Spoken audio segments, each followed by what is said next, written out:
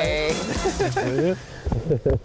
Thanks for having me. No, thank you for coming on my show. It's my first one, my first ever episode. Well, glad you dressed up for the occasion. You said Thank you. stay casual in sweats and. I know, because I thought about it, it's sort of like it's like UCLA school, surroundings and stuff. Okay. So. Are you still not tired of the Hollywood game yet?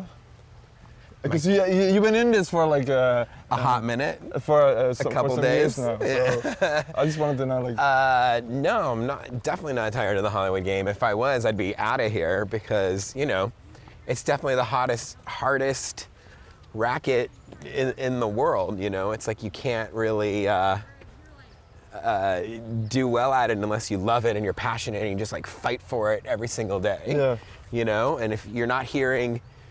If someone's not bashing you in the face and telling you no every day, you're not actually in it, Yeah.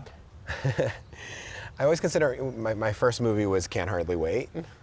So I always consider that kind of like my first acting experience because it was like the first time doing like a really big movie, and it was like my first time with, just graduating high school and about all of us kids all graduating high school at the same time. So it was this very much like welcome to the world of acting kind of thing. But I guess I did a bunch of like television guest spots before that and stuff. I feel like I've always wanted to do acting since coming out of the womb. Yeah. Like I was like one of those kids that was always like, like singing and dancing and like always putting on like a show and trying to get attention, like I was like an only child and one of the only ways to get attention for me was like being funny and singing and dancing and stuff. So I knew when I was a super little kid that I was like gonna be an actor, which is one of the weird reasons why like I have never done drugs and like I made this like weird pact with myself. Really? Okay, that's like really unusual. But like yeah. Because you were born in LA, or not? Yeah. And like growing up here. My mom went into labor with me in Cantor's Deli. Okay. Like, super LA, super Jewy, like. But it's still like hard to not like take a dip out of like here and there, like a little bit of like. No. Because when you're young and stupid, you can easily sort of like go off track. But you always like listen. I've been balls deep in like the Hollywood scene. Okay. You know what I mean? I've been to every crazy party imaginable, and it's just not my thing. I've seen it all. I've seen more than all that I'd ever want to see, but it's just never something. Okay. I made a promise to myself as a little kid since I knew I wanted to do this, and I stuck to that promise. That's great, man. Just stick to my word. Keep focused and keep on it. Yeah. Good for you. Thanks. I try. What was like the first ever movie you did? Was that Cutting Class with Brad Pitt? With Brad Pitt? I mean, did you have like a little like? I had one line in Cutting Class with Brad Pitt. Where I got my SAG card. I was a little kid. That's a good story. And it was very. I was there one whole day, and I spent most of the day with my teacher. Okay. in the school, and it was great because I got my SAG card from that, so that really helped me a lot. And it only happened because my parents knew I was obsessed with being an actor, and they actually weren't the craziest supportive about it.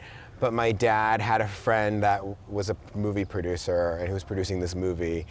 And he was like, get my kid a part so he could actually have a SAG card. Mm-hmm. So that, because they knew I was so crazy movie obsessed. Like I had a subscription to Variety by like 8 or 9 years old. Nice. Like I was just like into movies, everything. That's all I did was watch like movies, television, like there was nothing else that interests me. I mean, books interest me, but I was very like tunnel vision. Since it was a movie with Brad Pitt, I do want to ask, like, do you have like one funny little story about Brad Pitt that happened there? I mean, that happened on set. I remember seeing him and being like, "Holy moly, what is that?" Did he really look good? Like back then? Yeah, it was enough that I was like, what the? You paid attention. Like, you know, you look like a supermodel. Yeah. I have to say, I've run into him subsequently since then, and was like, oh, hey man, I got my SAG card with you. And I was like 10, and he's nice. he was like, oh yeah, oh hey, and he was like always like super nice about it. Like he's like a super lovely dude, and I think it's kind of, you know, it's kind of fancy and swanky, you know. Of course. Hello. I mean, the fact that he's still like, you know, it's he remembers you, so hell yeah. he's cordial. Okay. But how is it as a little kid to be like on set with like all these? I mean, I was so enamored. But were you like intimidated? blown away Did you because- feel at that age like, oh, I got this, or like, you know? No, I've never felt I've got this. No. I mean, that could be. I don't know. Like, you know. Not when you're a Jew. Okay. Like you have like the great part about my childhood is that it was very unmonitored. Okay. So, you know, I was watching R-rated movies, you know, 5 years old, 6 years old, 7 years old, and my grandma would always be like sneaking me into all the R-rated movies and taking me to all of them. And she'd be like, you know, telling my mom and lying to my mom and being like, oh yeah, we saw Bambi, we saw Dumbo. Yeah. And instead it was more like, you know, Fast Times at Ridgemont High or something, you know, or like. Okay, so as a But I was 90s excited. kid, as a kid from the 90s, you also had a little part in Sabrina the Teenage Witch, which I love the fact that you were on that. So do you remember doing that? I definitely remember doing Sabrina the Teenage Witch. One of my best girlfriends played Libby. Yes. The bitch, the Yeah. rifle, Yeah. Jenna Lee Green. She's Yes, yes. phenomenal. And I was close with Melissa, Joan Hart on the show. And I got to do 2 episodes of the show. One where I played a witch, which was super fun and super scary. Because like the day before I shot it, they were doing, they did a, you know, it's like a little mini explosion with actual fire. Remember And that, when I like entered, and they did that like the day before, I think with Jenna, and I think it burned her leg or something, or like or in her pants or something. So I was like really scared of this like fire blazing in front of me when I was entering, and all I remember was them being like, dude, Joel, you're a witch. You can't seem scared to walk through your big cloud of smoke. Yeah. You do this every day of the week. And I was in my head, I was just like, I don't want to be Michael Jackson right now. I don't want to be set on fire.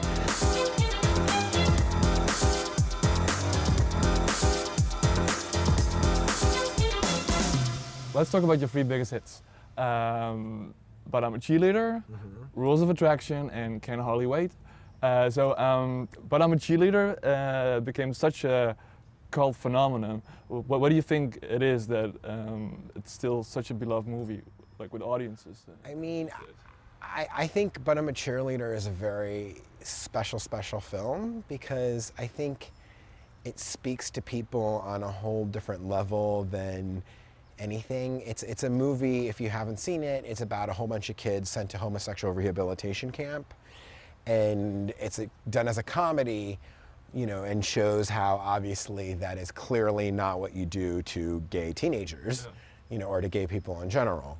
So I think it speaks a lot to people because most gay people, and even people on the fringe and alternative people and people that just don't have like a heteronormal lifestyle or just some sort of regular, air quote, normal lifestyle, everyone feels like they've been trying to be put in a box, you know, and pushed down and changed.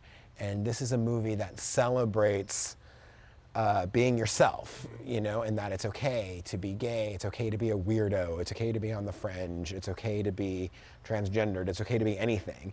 So this movie really speaks to people, and it was also at a time when, you know, it came out in summer 2000, and it's at a time when people weren't showing gay people in a positive light, and it wasn't very like, it's okay to be gay. So, and it was also at a point when, you know, a lot of people were growing up at the time, so it became like a very teen queer film, and then queer culture in general just like really took onto it, and I couldn't be prouder to be a part of it, and nothing makes me happier than when, you know, somebody comes up to me and they're like crying and they talk about like how much But I'm a Cheerleader made them feel okay about themselves, or they came out to their parents by showing them But I'm a Cheerleader, or it helped them, you know, deal with their own feelings. You know, I think it was a very cathartic and hilarious film for many, many people, and it's super beloved. How was it like working with Natasha Lyonne and RuPaul? On But I'm a Cheerleader, you know, being so young and stuff, we were all so young, it became like this really intense family, and it still is. You know, it's like sometimes we're all best friends, and then sometimes we're fighting, and sometimes we're in mad love. I mean, but those people involved in that film, Jamie Babbitt, the director, Andrea Sperling, the producer, Natasha Lyonne, Effie Brown, one of the producers, Clea Duvall, Melanie Linsky, RuPaul. I mean, those people are family to me. They are so integral to my life in so many ways, and I couldn't live without them, you know? And Jamie Babbitt and I have, since then, I was also in her, a different lesbian film for her called Itty Bitty Titty Committee that won South by Southwest. I produced a movie for her called The Quiet, that Sony Classics released. That was Edie Falco and Alicia Cuthbert and Katie Mixon. So I've worked with her in so many aspects. I mean, it's just family. I love them to pieces. She just got nominated for an Emmy. Yeah, that was pretty nice. Past year. Yeah, because I'm actually a huge Kathy Moriarty fan, and I just want to know, because she's like, I don't know, I love her, but what was she like working with? Biggest Kathy Moriarty fan, and working with her was incredible. Kathy and I were super close at the time and stuff, and she would wake me up on like Sundays and be like, "Come on, Joel, let's go." I know, it's that voice is like fucking. I love that about her, like that voice. Let's open up the bar and let's go to the, let's go to the market. And I'd be like rolling through the market with like Kathy Moriarty in sweats, and people were like freaking out. And she bought all of us like booze because most of us couldn't. And we partied in Kathy's room, and. She was so good to us. She was like the mother hen. She was the most professional person I've ever worked with. There was one time she had total pneumonia, and we were in freezing cold weather, and she had one line off camera, and she would not go home. And they were like, "Go home, Kathy, go home, you're sick." And she was like, "Absolutely not. I'm never gonna leave my actors hanging." And so when she did that, that was something that I took, that I learned, that I instill in myself, like always give to your other actors. That's like more important, whether you're sick or anything. But Kathy's incredible. She was just in Patty Cakes, which she was phenomenal in. And last year I hung out with her at Sundance during Patty Cakes, and we had like the best time together. Nice.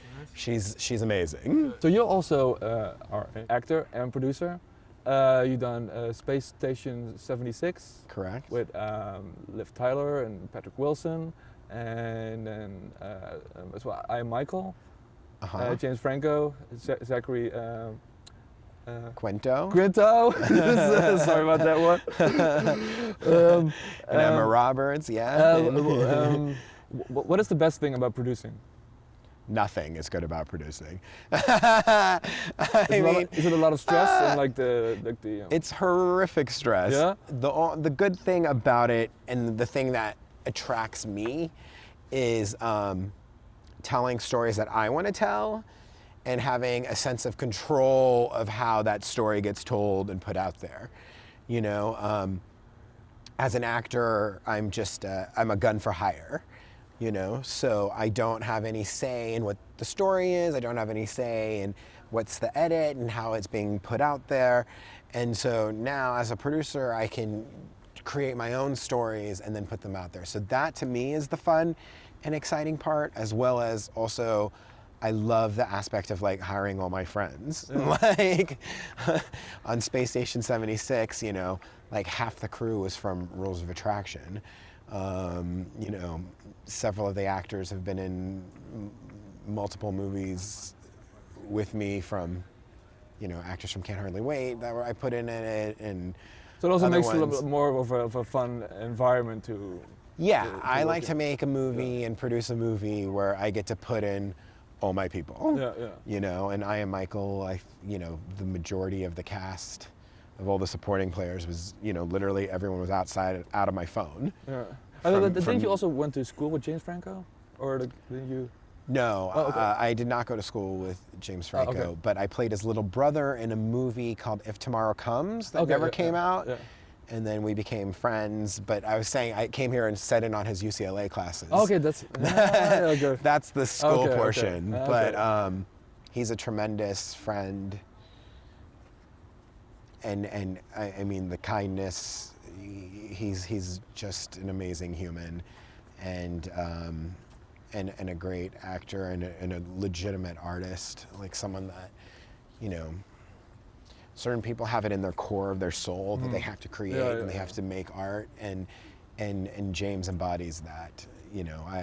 I'm impressed by him every day at his dedication and his hard work, because I'm a lot lazier. No, you're pretty hard worker, because I am, but he yeah. does, 50 things in a day, and Yeah. and I'm excited that I handled my emails. Okay. I'm like, woo! Did my emails. Yeah, you Time gotta to cut watch the a busy bee movie. yourself, so. Rules of Attraction, also another phenomenal, huge movie. What was it like working with Roger Avery? For you people out there, like he also he wrote Pulp Fiction as well, right? Correct. So, He co-wrote Pulp Fiction with Quentin Tarantino, and Yes. they both won the Academy Award. in the same year, wasn't it the same year? Well, together. They wrote it together. Yeah, no, I mean like, sorry, being blonde, sorry. Yeah. Roger Avery is an incredible man. He is one of the most precocious, funniest, wildest, coolest, normalist, and weirdest guy all at the same time. I love him to pieces. I just stayed with him in Toronto. Like, we're still good friends. I think The Rules of Attraction is an amazing movie. I think people, as time has progressed with that movie, people have fallen more and more in love with it. And it seems like college kids nowadays are like super into it. Like anytime I see like a college kid coming up to me, I'm always like, I know, Rules of Attraction. Like, I get it. That's awesome. It was an amazing experience because once again, we were all so young. We were, on location for some of it and just having like a great old time. And I made some, lifelong friends from that. Obviously Roger Avery and his wonderful wife Gretchen and his great kids, and Greg Shapiro, the producer, and Kate Bosworth and Jessica Biel and James Vanderbeek and Ian Somerhalder and the whole That gang. cast was crazy, man. Yeah, it Like, was that nuts. yeah, It was a tremendous time, and I'm so thankful for it.